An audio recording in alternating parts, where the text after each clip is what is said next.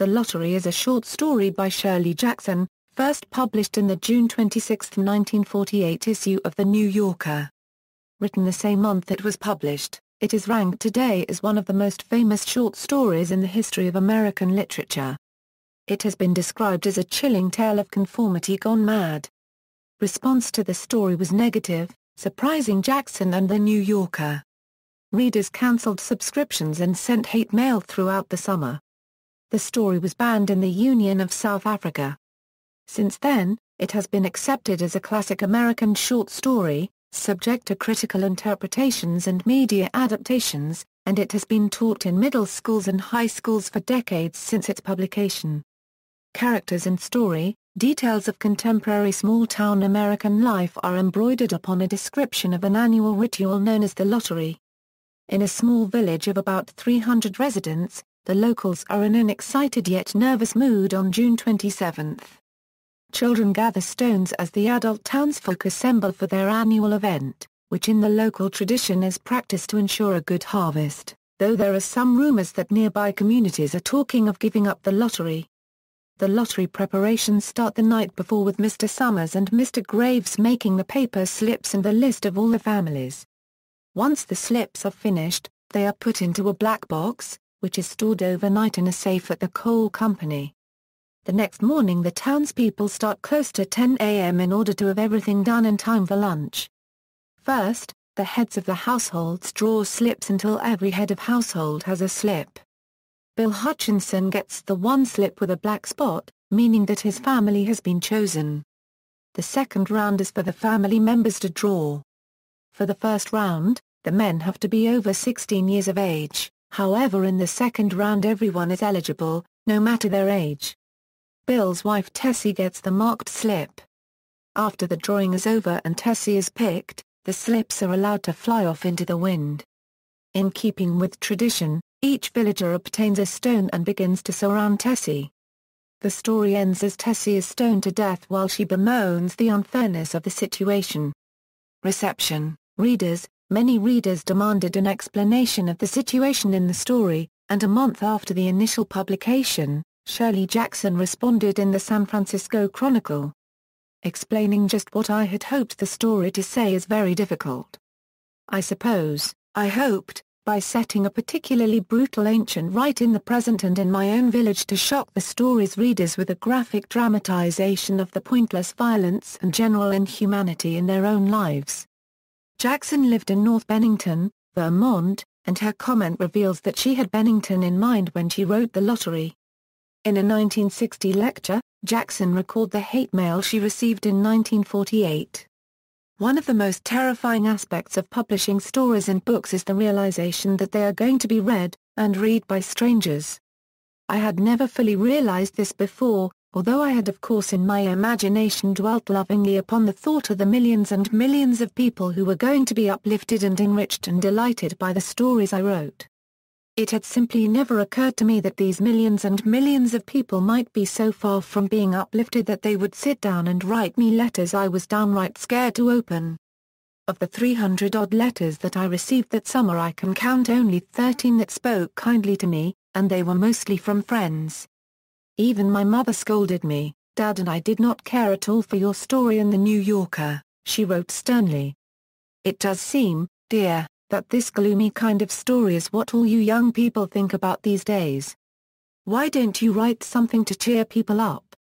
The New Yorker kept no records of the phone calls, but letters addressed to Jackson were forwarded to her.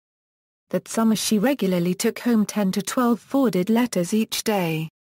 She also received weekly packages from The New Yorker containing letters and questions addressed to the magazine or editor Harold Ross, plus carbon copies of the magazine's responses mailed to letter writers. Curiously, there are three main themes which dominate the letters of that first summer. Three themes which might be identified as bewilderment, speculation and plain old-fashioned abuse. In the years since then, during which the story has been anthologized, dramatized, televised, and even in one completely mystifying transformation made into a ballet, the tenor of letters I receive has changed. I am addressed more politely, as a rule, and the letters largely confine themselves to questions like "What does this story mean?" The general tone of the early letters, however, was a kind of wide-eyed, shocked innocence. People at first were not so much concerned with what the story meant. What they wanted to know was where these lotteries were held, and whether they could go there and watch. Critical Interpretations, Helen E. Nebecker's essay, The Lottery Symbolic Tour de Force, in American Literature, claims that every major name in the story has a special significance. By the end of the first two paragraphs, Jackson has carefully indicated the season, time of ancient excess and sacrifice, and the stones, most ancient of sacrificial weapons. She has also hinted at larger meanings through name symbolism. Martin, Bobby, a unregistered trademark surname, derives from a Middle English word signifying ape or monkey. This, juxtaposed with Harry Jones, and Dickie Delacroix, urges us to an awareness of the hairy ape within us all, veneered by a Christianity as perverted as Delacroix's, vulgarized to Delacroix by the villagers. Horribly, at the end of the story, it will be Mrs. Delacroix, warm and friendly in her natural state, who will select a stone so large she had to pick it up with both hands, and will encourage her friends to follow suit. Mr. Adams, at once progenitor and martyr in the Judeo-Christian myth of man, stands with Mrs. Graves, the ultimate refuge or escape of all mankind, in the forefront of the crowd. Fritz Oeschlager, in The Stoning of Mistress Hutchinson, Meaning of Context in the Lottery, wrote, "The name of Jackson's victim links her to Anne Hutchinson, whose antinomian beliefs, found to be heretical by the Puritan hierarchy, resulted in her banishment from Massachusetts in 1638. While Tessie Hutchinson is no spiritual rebel, to be sure, Jackson's allusion to Anne Hutchinson reinforces her suggestions of a rebellion lurking within the women of her imaginary village. Since Tessie Hutchinson is the protagonist of the lottery, there is every indication that her name is indeed an allusion to Anne Hutchinson, the American religious dissenter. She was excommunicated despite an unfair trial, while Tessie questions the tradition and correctness of the lottery as well as her humble status as a wife. It might as well be this insubordination that leads to her selection by the lottery and stoning by the angry mob of villagers. The 1992 episode of The Simpsons, Dog of Death, features a scene referencing the lottery. During the peak of the lottery fever in Springfield, news anchor Kent Brockman announces on television that people hoping to get tips on how to win the jackpot have borrowed every available copy of Shirley Jackson's book The Lottery at the local library. One of them is Homer, who throws the book into the fireplace after Brockman reveals that, of course, the book does not contain any hints on how to win a lottery. It is, rather, a chilling tale of conformity gone mad. In her book Shirley Jackson, Essays on the Literary Legacy, Bernice Murphy comments that this scene displays some of the most contradictory things about Jackson. It says a lot about the visibility of Jackson's most notorious tale. At more than 50 years after its initial creation, it is still famous enough to warrant a mention in the world's most famous sitcom. The fact that Springfield's citizenry also missed the point of Jackson's story completely can perhaps be seen as an indication of a more general misrepresentation of Jackson and her work.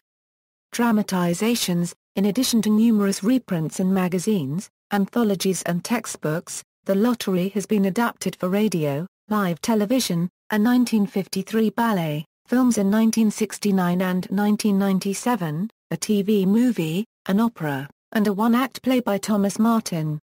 1951 radio version. NBC's radio adaptation was broadcast March 14, 1951, as an episode of the anthology series NBC Presents, short story. Writer Ernest Kinoy expanded the plot to include scenes at various characters' homes before the lottery and a conversation between Bill and Tessie Hutchinson.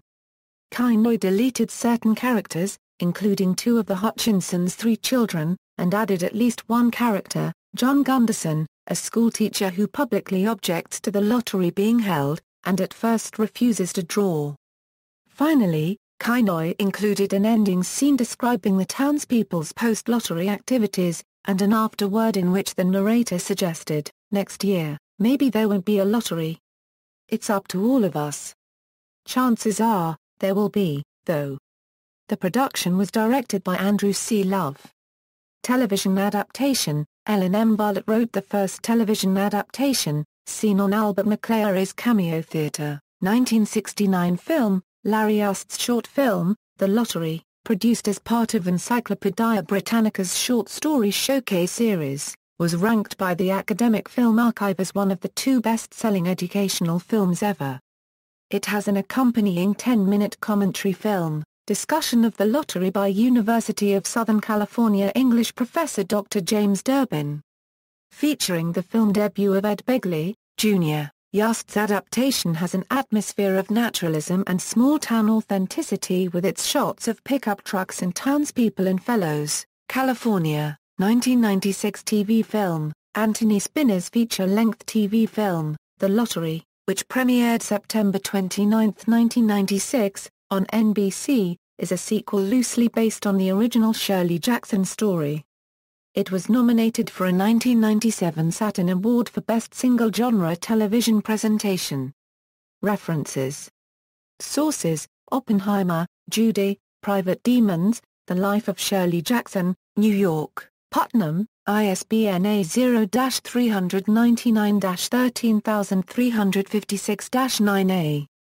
External links: Detailed plot summary of The Lottery, Salon, Jonathan Lethem, Monstrous Acts and Little Murders, The Lottery Study Guide and Teaching Guide Euro Analysis, Themes, Quotes, Multimedia for Students and Teachers, Audio, The New Yorker Podcast, A.M. Holmes discusses and reads The Lottery, NBC Short Story, The Lottery read by Maureen Stapleton, 1988 interview with Judy Oppenheimer, video, Larry Ust's 1969 film adaptation of The Lottery on YouTube, Augustine Kennedy's 2007 film adaptation of The Lottery on YouTube.